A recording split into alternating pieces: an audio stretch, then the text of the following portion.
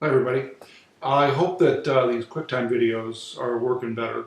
If you have a problem, let me know. But they seem to. I haven't had any input from students on this, so I'm guessing they're working good.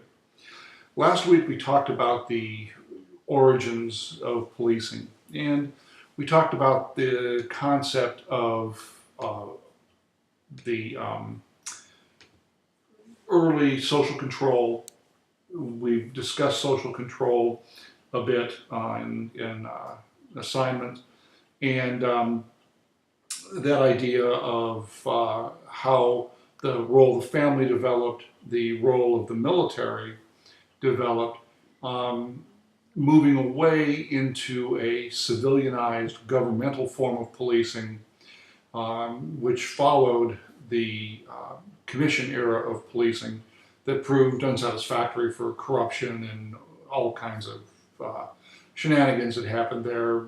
Jonathan Wild's issues, which kind of moved a lot of stuff together. I mean, we'll talk about the three types of corruption later in the semester, but here, Jonathan Wild, you had that personal enrichment corruption, and then you also had the influence of the political elite on Jonathan Wild, another form of corruption.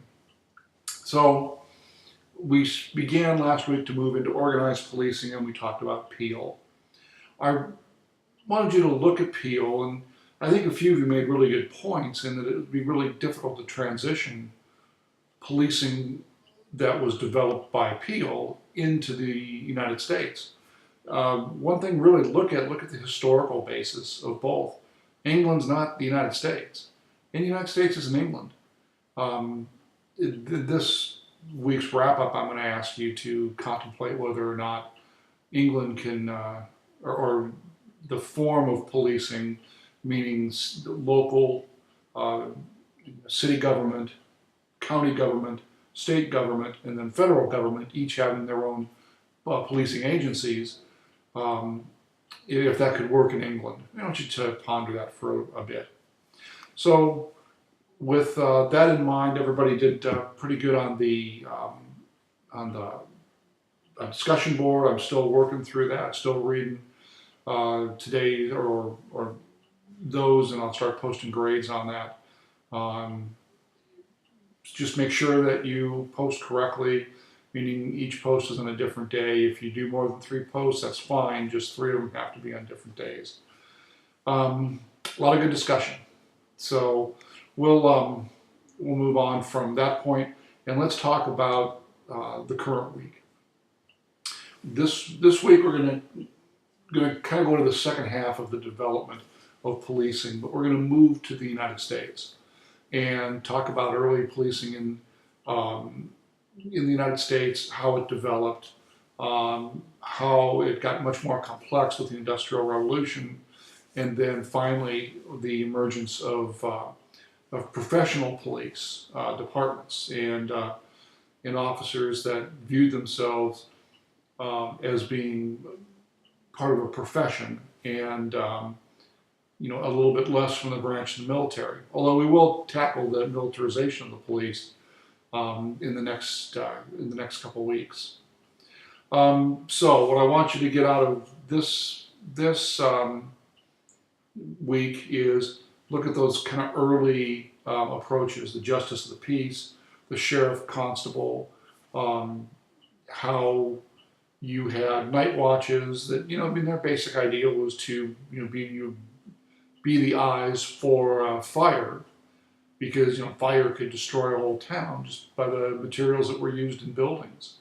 So that became very important. And then the police became more and more involved in social issues to, house the homeless, provide food, make sure kids were going to school,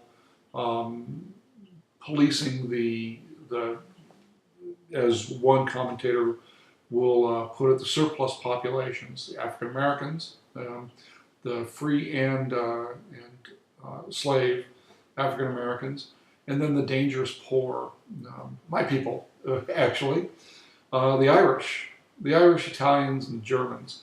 What were also called the wet cultures, because alcohol was a big part of those groups, and that was not that was viewed as a potential threat to order. From there, then as you move further west, you have vigilante committees. Some of those are kind of interesting to read about to get an idea of where they came from and what they were involved in. So the next huge topic is going to be the Kelly and Moore's discussion of the three origins of policing, or the three models of policing. And you can start to see, as you look through through this process, or through the development of policing, you can see where you had more and more involvement by others in policing, and you had classic things that develop corruption. You had low pay, long hours, risk, and cops, as they were evolving, you weren't getting college educated people. You weren't getting high school educated people. They may have had a bare level of education, but not a lot. And that's on the East Coast. It's even more so on the West Coast, where courage and eventually a tie into the political structure is the most important factor for a policing, for a police officer, or whatever they call a town sheriff, town marshal. So those are the things that really start with some of the issues. Understand when the first policing agencies came along, but the one thing I really want you to get out of this initial part, especially in large cities, which are going to be the East Coast at this time, is going to be the social services that the police provided, taking care of public bathrooms, privies as they're called, illuminating streetlights, which were done with kerosene and a flame, the garbage collection, homeless, shelter for homeless, and then start to look after the problem children. In San Francisco, if your juvenile law course, if you had one in a 2-year before you came here, should have really talked about San Francisco and how children were just abandoned. Parents would come in thinking they were going to go make their fortune in gold. They'd have kids, and they'd turn the kids loose in the street, and then they go off to the gold fields. And whether or not they made any money is a whole separate issue. That's what happened to the kids. Really, that's a really fascinating part of American culture. So there, we talk a little bit about this southern development and the sheriff being a political creature, and his or the rise of the sheriff. You still see sheriff, Orange County, LA County, or the California county sheriffs are all elected. So when you listen to a sheriff talking about a particular issue, whether it's an officer-involved shooting, or homelessness, or police pursuits, or any level of controversy, understand that that person's a politician, and you may filter what they have to say a little bit differently. Let's talk about Mike Moore and George Kelly, a couple of professors at Harvard. They work in the Kennedy School of Government, and they started, or continued, I should say, the development. Herbert Packer, which he was the guy that talked about the social control issues. Herbert Packer, and then also crime control and due process models of courts and policing. And they really started the ball rolling towards community policing. What your goal this week is the idea of the three eras of American policing: the political era, the professional era, the community era, and and some argue we're now in a fourth era. What I want you to do is to start to think about what caused these changes. Why did we move from a political concept to an idea of professionalism? Why did we move from professionalism to a community policing model? What were the issues that caused that? Where did they come from? Each area will have some ideas behind it before you actually get into them. We'll talk about the book talks about the Pendleton Act and Wickersham Commission, two huge issues. Make sure you understand where they fall chronologically, though, and don't get the two confused. But Wickersham Commission, and one of the leaders in public safety, law enforcement community at the time was August Vollmer. August Vollmer wrote the law enforcement portion of the Wickersham Commission report. Everybody thought he was going to say end prohibition, and in fact he dealt with a bunch of other issues in law enforcement. Then when you get into each of the eras, they're broken down into primary function, organization, police community relations, tactics, strategic goals, and strategic weakness. Really, I really view this important in a couple ways. First, if you're going to go to law school, this will give you some idea or some push into critical thinking. If you're going into law enforcement, you will hopefully be able to use this to critically think about how things occur within a governmental structure, and how things change and why they change. Now, if you're going to go, you're looking for your master's degree, maybe a PhD eventually, you're thinking about research.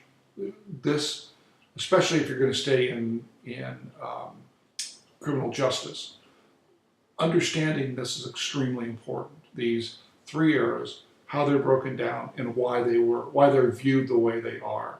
What evidence do we have of each? Or did Moore and Kelling just sit down on a bar napkin sit down on a bar napkin watching the Patriots play some other football team, and dial it up and go home, type it up, and shoot it off to a publisher? Think about the things that are surrounding each. So as you look at that, also look at the reformers that are present and the commissions. Really important stuff. Expect this area to be tested heavily. So I want you to know that that's important, or I find it important, and it's going to be there in your exam. So, without going into each of those areas, trying to give you more hints as to what to look at, the next thing I think you should have an idea of is law enforcement officers, especially as they get to supervisory or management ranks, really want to see themselves viewed as professionals, that they do things professionally. And I used to call it, from a friend of mine when I worked SWAT, the professional switch. And so you're, standing around talking to somebody, drinking coffee, talking about the jet skis and going to the river. And then you receive a call of a domestic dispute. Maybe somebody's hurt.